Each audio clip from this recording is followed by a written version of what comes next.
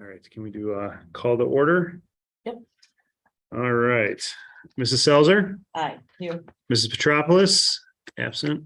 Mrs. Lammle, absent. Mr. Milkowski, absent. Mrs. Lebudzik, Present. Miss Joy, Mrs. Grove. Here. All right, Place, please. I pledge allegiance to the flag of the United States of America and to the republic for which it stands, one nation, under God, indivisible, with liberty and justice for all. And then we will need a motion to elect a secretary pro temp for the evening. I'll motion to elect Joanne. I'll I'll second. It's such a good job list. All right.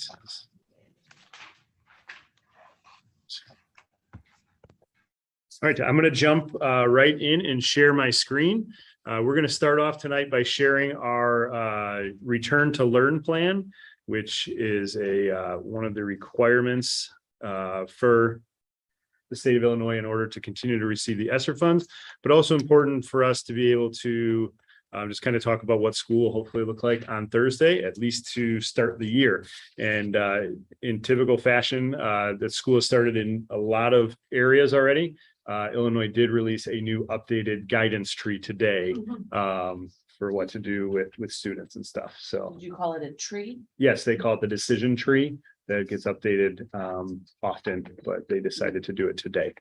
So just wanted to point out that during the last 2.5 years, our focus has been on providing an educational experience for students that looked at health and safety while minimizing the disruptions to the educational process. And it's kind of been we had to take everything back. And if you remember back in 2020, people were at home and we had a hybrid schedule really based on our size. And then last year, for the most part, a lot of areas we were able to get back to normal, but still not everywhere.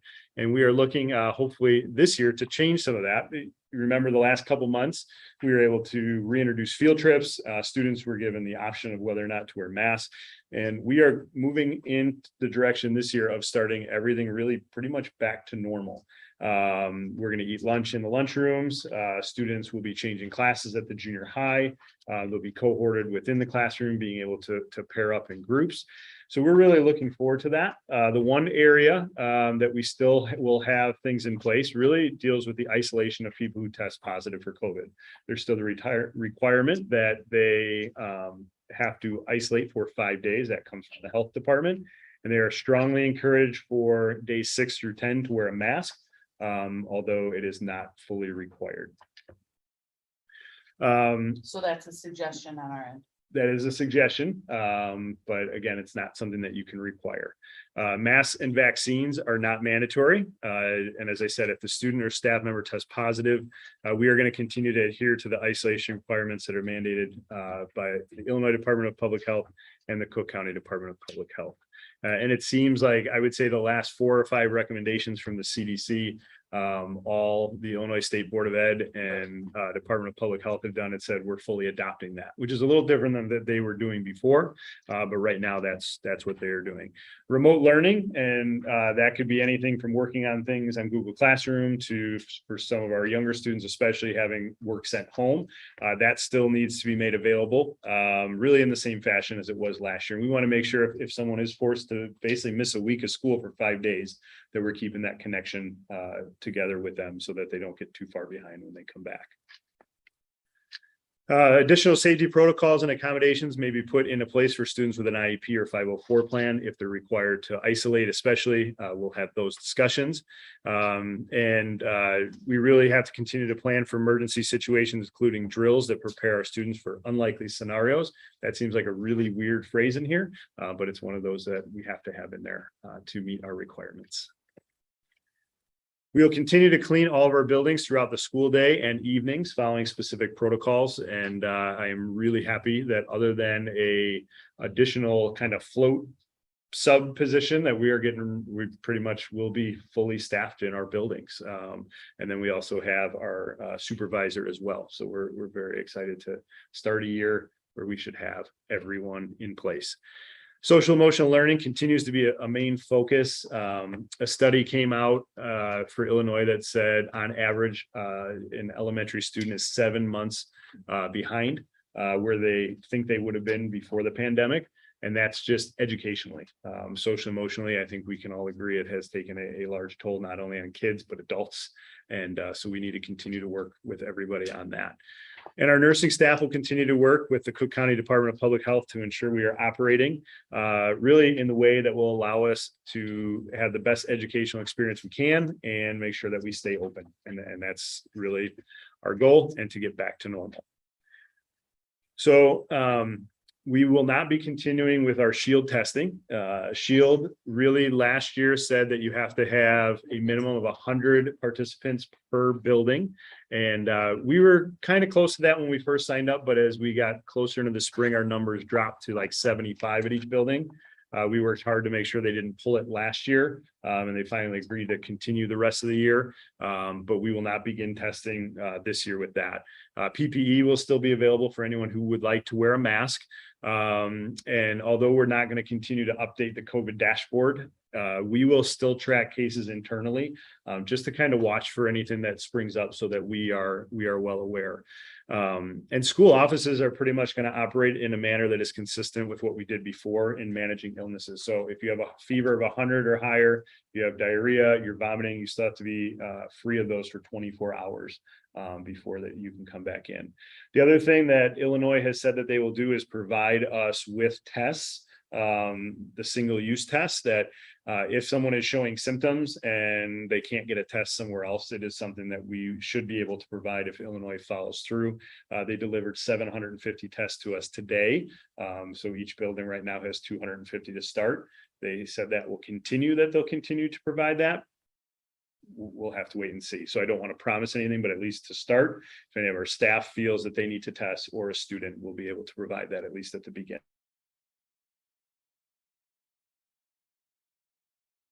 Comes down to the nurse, are they testing them? No, not, Rapid no, test? no. That's up to the parents to take care of. Correct. Yes, Okay. yes. The nurse, if they're showing symptoms, the nurse may call and say, we really recommend that they get tested.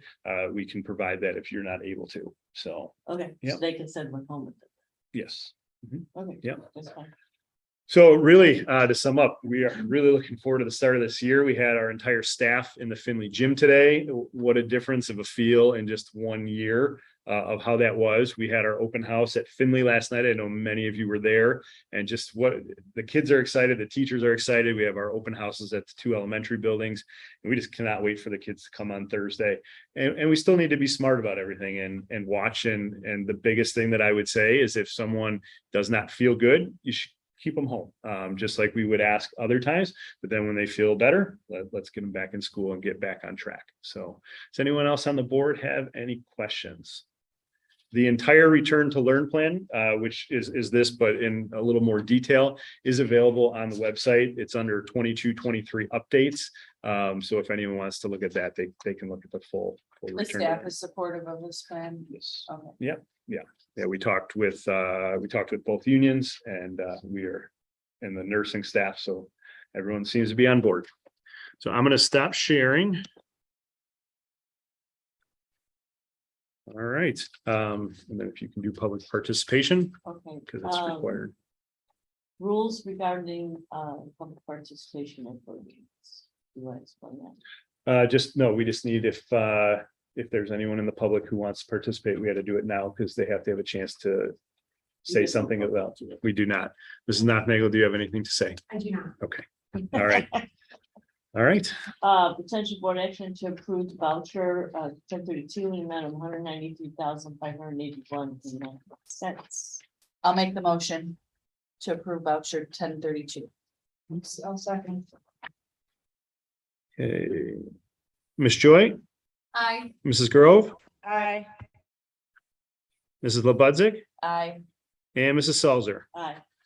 On the roof point system and cameras, I'm really excited about this. Yes, so I just wanted to give an update to the board. We had had a presentation from Seconds Matter, who gave a quote that was closer to 380 some thousand the last time we talked. And so Kathy doing the great job that she always did, got them on the phone and really kind of talked to them about where we are in terms of budget and that we really see this as important. And we want to partner with them, but we could really use some discounts. And so our current quote is for $351,524.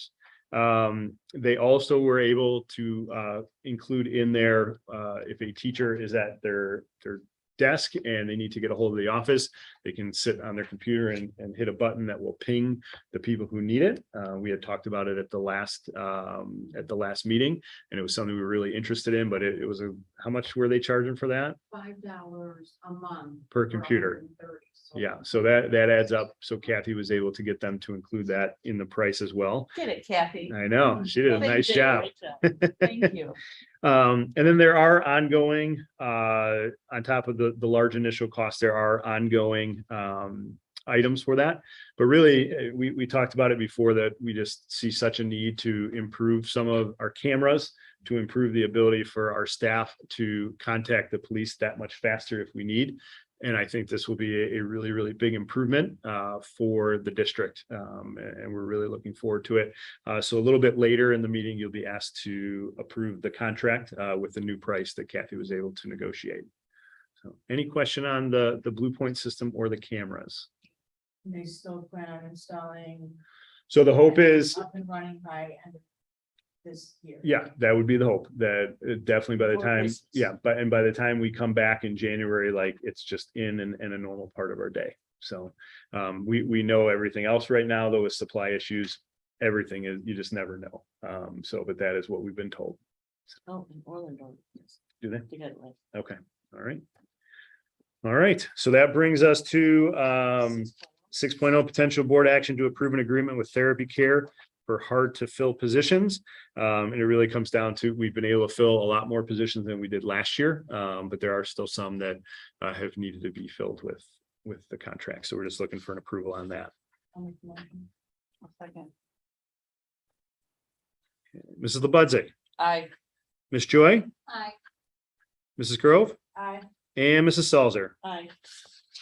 Potential board action to pay Studio DC in the amount of $109,780.28. Motion. I'll make the motion. Second. I'll second. Mrs. LaBudzik, Aye. Mrs. Grove, Aye. Ms. Joy, Aye. and Mrs. Salzer. Aye. All right, we are, Second. yeah, we are going to go into closed session for the purpose of discussion of the appointment, employment, compensation, discipline, performance, or dismissal of specific employees of the public body or legal counsel for the public body, including hearing testimony on a complaint lodged against an employee of the public body or against legal counsel for the public body to determine its validity. However, a meeting to consider an increase in compensation to a specific employee of public body that is subject to the Local Government Wage Increase Transparency Act may not be closed and shall be open to the public and posted and held in accordance with the Open Meetings Act as defined in the Open Meetings Act, Section 2C1.